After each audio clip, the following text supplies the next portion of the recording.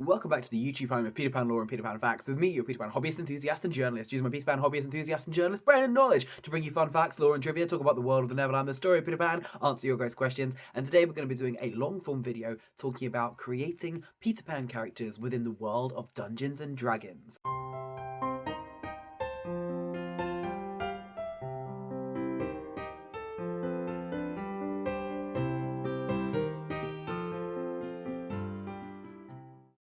In this video, I'm going to give you ideas on how to create playable characters or NPC versions of Peter, Wendy, Tink, Captain Hook, and Tiger Lily. I'm also going to create Captain Hook and Peter Pan as enemy NPC characters for your players to fight. I'm also going to talk through a few plot points you could use, a few locations, and of course I'm going to talk about the world itself and just things that you could utilize when you're using this kind of world and these kind of characters in your game.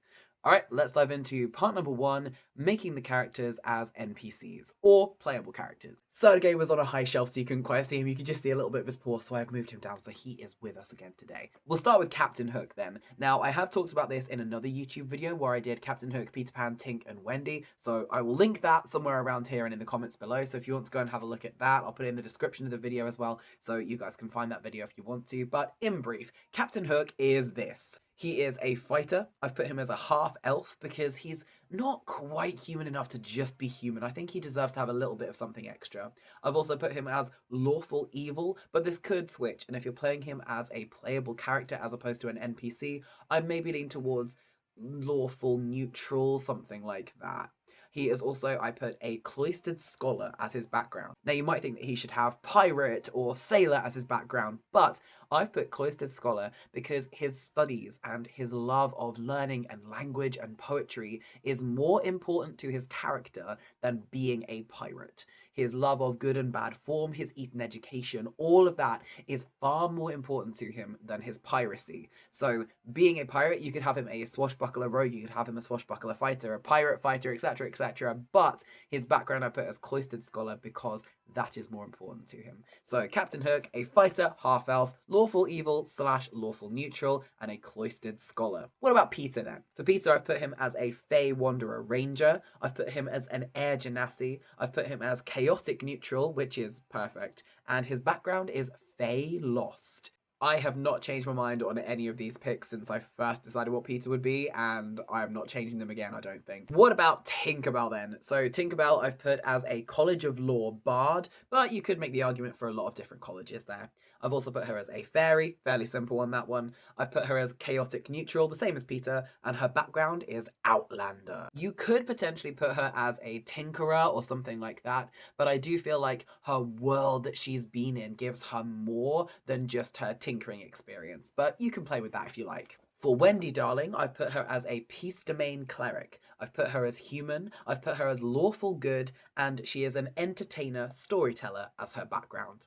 Now, you could lean towards Bard for her if you want, but I've personally thought that her peace-loving nature and her want to help and to heal people, I think that is just as important as her love of storytelling, and so having it be her background, something that she has done for a long time and she's based in, a big part of her roots, that's very important. So I've put storyteller, entertainer as her background, but what she wants is knowledge and peace and understanding, so I've put her as cleric, but feel free to play with that if you want to. And the last NPC / playable character that I have made is Tiger Lily, and I've put her as a barbarian because she is a fierce fighter, and while you could have her as a fighter as well, or even a rogue, possibly druid, but I just think that she is much more of a fierce combatant more than she is a natural wanderer of the worlds. But again, play with it if you want to.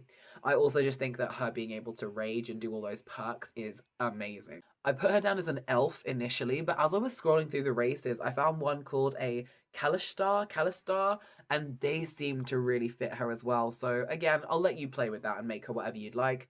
I've put her as true neutral because while she is sometimes on the side of the Lost Boys and Peter, she is also sometimes their enemy, so available to sort of switch and change as she wishes. And then I've put her background as Outlander as well. Much like Tinkerbell, her abilities and her knowledge of the world and this other world she's grown up in, very, very important. So that is how I would make a basic basis for the NPCs or playable characters of Hook, Peter, Tink, Wendy, and Tiger Lily. If you want me to do any others, let me know in the comments and I'll do a YouTube video on them or maybe a TikTok, that kind of thing. But now we'll move on to making them as evil enemy characters. And for this, we are just going to do Peter Pan and Captain Hook. So, starting with Peter then, I've put his AC at a solid 16 or higher.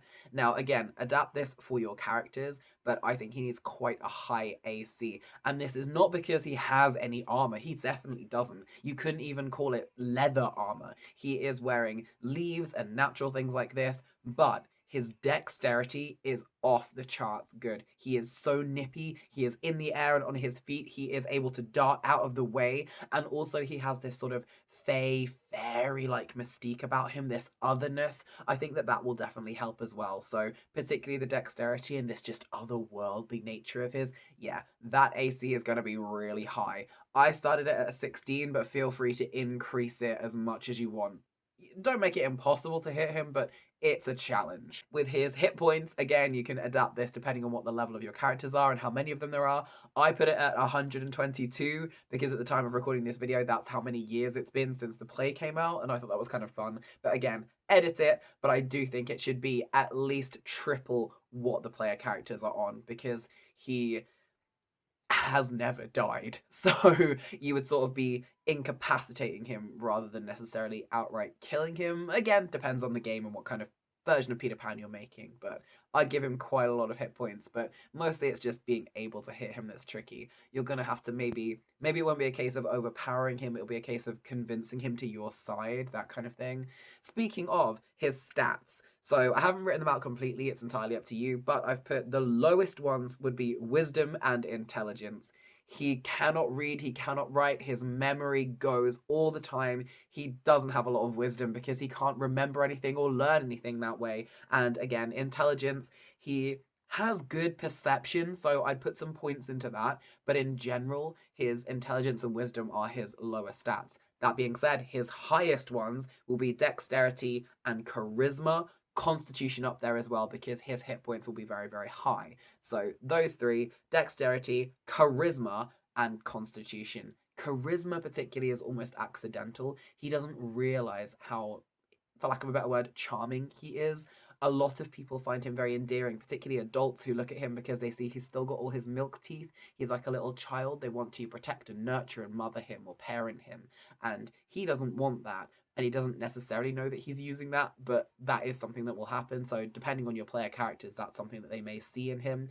And then there's also that wit and whimsy and wildness to him, and that cocky nature as well. So he is quite protected with a charisma he doesn't even necessarily know that he has. Languages, I think there is a big argument for Peter knowing quite a lot of them, particularly the natural sort of languages. He certainly knows common, but again, he cannot read or write, so you could pass notes and he would never understand what you were doing. He can definitely read a map though, so do be careful.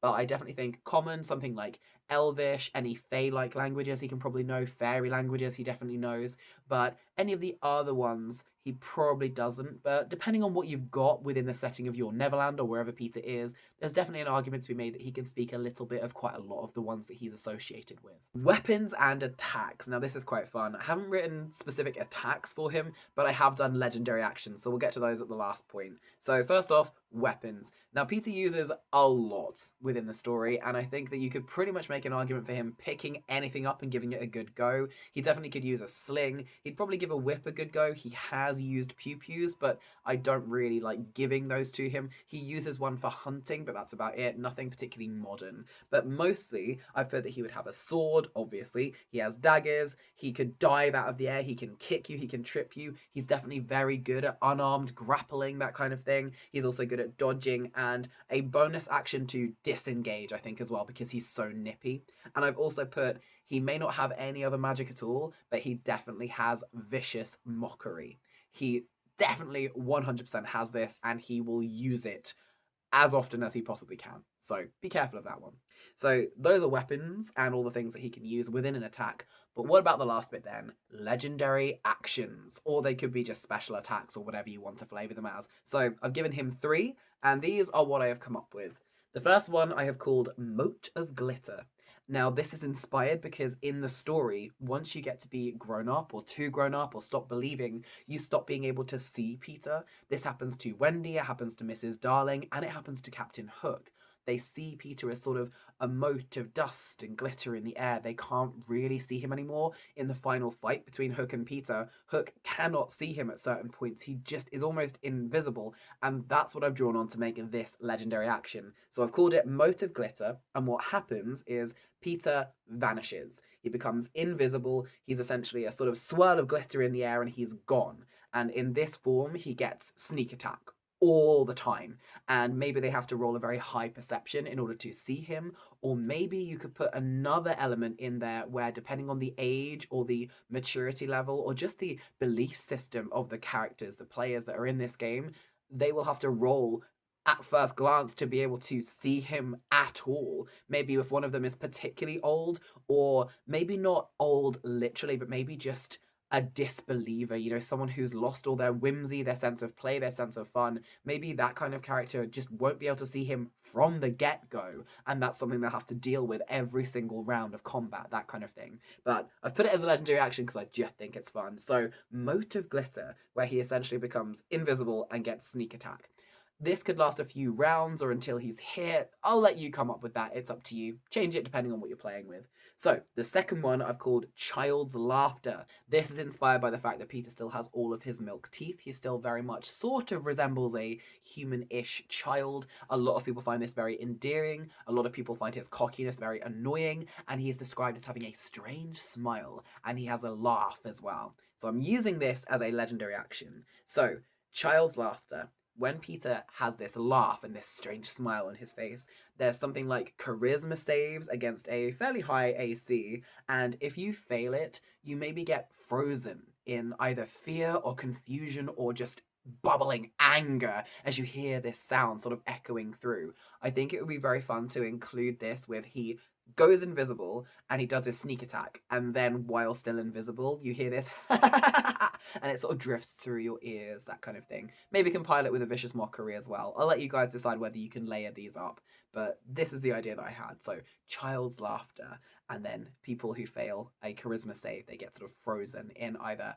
anger or confusion or fear, whatever flavor you want to flavor that as. Maybe it varies depending on the characters. Alright, the third legendary action, or just action I have given him, I've called the Switch Up. So this is based on the canonical part of Peter's character, which is that he will get bored if he thinks he is winning too easily or just gets bored in a battle, and he will switch sides. And this could happen just him, and this could happen everyone, and sometimes he'll swap, like when he's fighting Tiger Lily, he will say, I want to be this today, and he'll switch over. And I love the idea that this could happen mid-battle, so I've incorporated this as an action. So, Switch Up, I've called it, and it means that Peter will pick someone on the opposite team, so one of the player characters, and he will switch places with them. A bit like turning, using one of the spells to turn people on someone, or turn someone on their friends, the charm person, the become my friend, that kind of spell. And instead of turning someone else on them, it's almost he sneaks in their place and turns everyone on that person. So he literally switches either for 1 round or 2 round, or until a certain thing happens where he is now in the place of that player character, and he will attack the player character in his place as well as the rest of the players. So he will maybe even take their turn in initiative, that kind of thing. They will completely switch roles, switch places as well, so they will swap where they're standing. And every single other player will maybe have to roll against, or something will happen where they will just fight for at least 1 round where they continue to fight against this person before they have a chance to realize, hang on a minute, that's our friend. He is definitely at least resistant to a lot of different types of magic. He has some fayness to him. Can probably speak quite a few languages, but you can get around him if you write things down because he cannot read or write or spell. And he definitely has some awesome legendary actions to do with going invisible and that laughter and being able to switch sides with someone. All right, let's move on to the next one then. Captain Hook. Captain Jazz Hook I've put as a fairly high AC, maybe not as high as Peter's though. So Captain Hook I've started at a 15, but again you can edit it up and down depending on where your players are at. Captain Hook is just as good a fighter as Peter, so he's very dexterous, but he cannot fly, and he is a literally bigger target. And he doesn't really wear any armor either. He's got his coat, so maybe leather, maybe studded leather, that's the kind of thing it could count as, but really and truly, he's a pirate in a big long coat. He has a lot of reach, and he's very good at what he does, so his AC isn't poor, but not quite as good as Peter's, but still, nonetheless, very, very good. I've put his hit points at somewhere around 90. Again, it'll depend on what level your party are at. He will definitely have double what your maximum player's HP is, though, so something like that as a starting point, and then go up and down from there depending on where they need it to be. I've put that his highest stats are definitely charisma and intelligence, probably dexterity as well for his fighting, maybe a little bit of strength too, because he does have some brawn to him. I've put that he has resistance to and also probably immunity to being poisoned. This is based on the lore where he creates his own poison, and a piece of his lore states that he could have weeped poison out of his eye, and that's where the poison that he used to try and poison Peter came from. So I'm going to give him at least resistance to, but probably immunity to any poison damage. With languages, I think there's an argument to be made that Captain Hook knows all of them, or most of them. He is an incredibly clever man. He has studied at top universities. He's gone to Eton. He has learned so many things. He loves the classics. He absolutely has learned the D&D equivalent of Latin. He definitely knows the basics of Common and Elvish and so many other things, probably Celestial. He may have dived into things like Demonic and Abyssal as well. I think there is a strong argument to be made that he can hold a conversation in most languages, at least all the languages that your players can speak. I think that he should be able to switch and change between all of them, definitely, because he is a very literary, very lyrical, he's a very learned man. He's studied a lot. He loves poetry as well. So I just think giving him a lot of languages definitely should be a skill he should have. In terms of his weapons and his attacks, he definitely has a sword, many different types, a cutlass, a classic longsword, a pirate sword. Single-handed though, he can use double-handed weapons, but each sword is one-handed weapons. He may also have a sort of scimitar possibly, but also like a fencing sword, that kind of thing. He definitely could have some daggers. He certainly uses explosives, so you could give him grenades and bombs. He certainly has cannons if he's on his ship, the Jolly Roger. He will definitely also have poisons. These could be explosive ones or in vials. He definitely has them about his person. We know he canonically carries at least one vial of poison that he is not immune to, so maybe that's something you can play with, but he certainly has other poisons. I think you could definitely dive into that. Maybe he has some hidden about his person. And I also think that he should have charm person. Now, whatever build you make him as, I don't think he is magical, but I do think he will have charm person. It will just be a perk of something. Being him, he has charm person. He just does. And maybe he can use it 3 or 4 times per short rest, that kind of thing, or as many times as you want, whatever you'd like. And now let's move on to the legendary actions. So much like Peter, I've given him 3. Hooks are good form, bad form, and then he's got one at the end, which is called yellow blood. But let's go into good and bad form first. So for good form is an action that Captain Hook can take on a successful hit against another character, so probably one of the player characters. He can then use a legendary action, good form, to embolden his strike, adding an extra, I've put D10, but, edit it depending on what level your players are at, plus his charisma modifier. So make sure that mod is up really, really high, and he adds that on as an extra round of damage. So good form, maybe he shouts it to himself once he has a good strike on someone. Good form, especially, can you imagine if it was a crit hit and so he doubles everything already, and then you add on an extra roll of a, say, D10 plus the charisma mod. I just think it's a thing of beauty. A whole host of damage because he's saying good form because he did it right. How about bad form then? So I've put that bad form is an action that Hook can take if he drops below half of his hit points. So at this point, he can use the legendary action and shout bad form, or just bad form happens, and he can fly into a rage, a bit like a barbarian, but instead of it being angry rage, it's more frustration and a little bit of fear in there. He then, in this state, will have a +4 or a plus something to his AC. So for the next couple of rounds or until something happens, he has that bonus. So he has almost extra protection while he's just raging and he's frustrated. And his eyes will flare red as well at this point. And if he's hit in this state, he'll take something like half damage, or he'll take a number off it. Maybe he rolls a dice to take something off. And finally, we have the third legendary action I have created for Captain Hook, and this is called Yellow Blood. This is based on the rumour that followed Hook in school at Eton, which was that he bled an unusual colour, or he bled yellow. And even in school, people could pay him to slice himself so that he could prove it. And he would take the money. And if he needed more money, he would offer to go deeper when he did it. It was very sad, actually. It's quite a sad story. If you want to know about Hook's backstory, I did a whole video about it. It's quite heartbreaking, really. So, yellow blood as a legendary action, drawing on all of that. So, I've put Hook can, a bit like a blood hunter, slice into his own flesh, drawing a thick yellow blood. And it goes across whatever weapon he's using. And anyone who is hit, damaged, struck, anything, touched briefly by that weapon will then get an additional certain number of points. I've put 2d8, but again, edit it for your level of poison damage. So this being the poison almost coming from within Hook himself. So yellow blood as a legendary action, he slices himself a bit like a blood hunter, and then that weapon is infused with this yellow poison, and that deals an extra bout of terrible poison damage to whoever it hits. Well, that is Captain Hook and Peter Pan as enemies. Now let's talk about the island itself. What sort of adventures could you go on? What places could you go? What people could you meet? Let's carry on creating and setting the scene. So for part number 3, I'm going to talk about the creatures and the characters that you can meet. So obviously we've got Peter Pan, we've got the Lost Boys, we've got the pirates, we've got Tiger Lily and her people.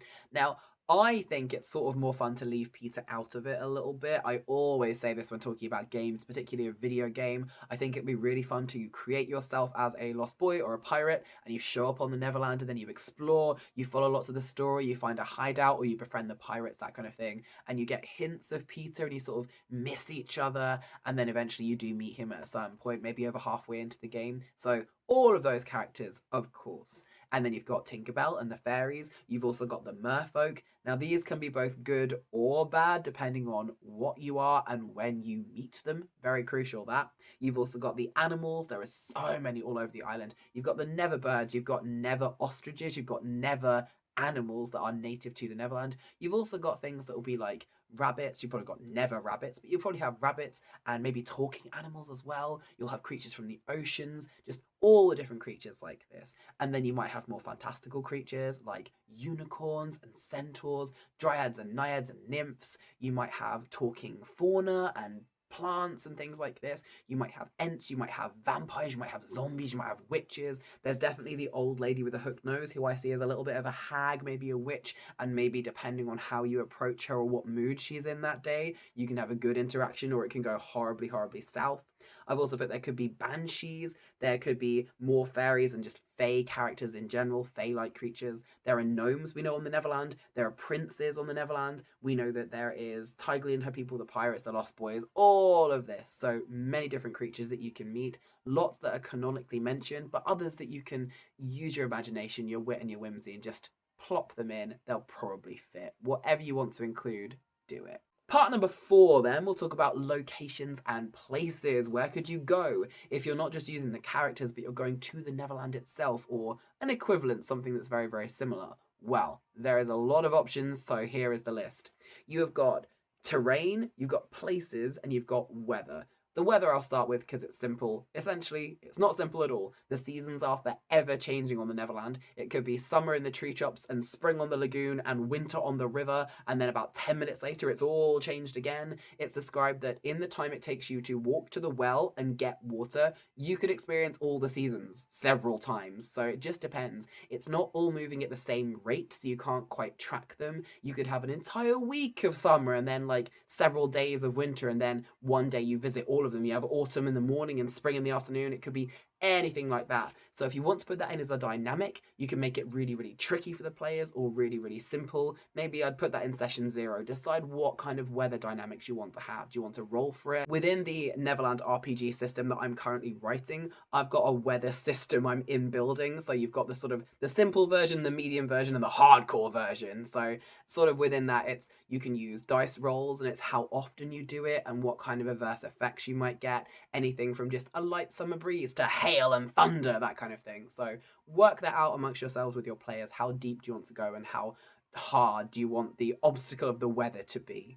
You've also got places and terrain. So terrain, you've got pretty much everything. You've got mountains, you've got beaches, you've got lakes, you've got rocks, you've got forest, you've got jungle, you've got caves, you've got lagoons, you've got the ocean itself, you've got underground, overground, up in the treetops. So much magic, so many different places. You've got so many places you can be.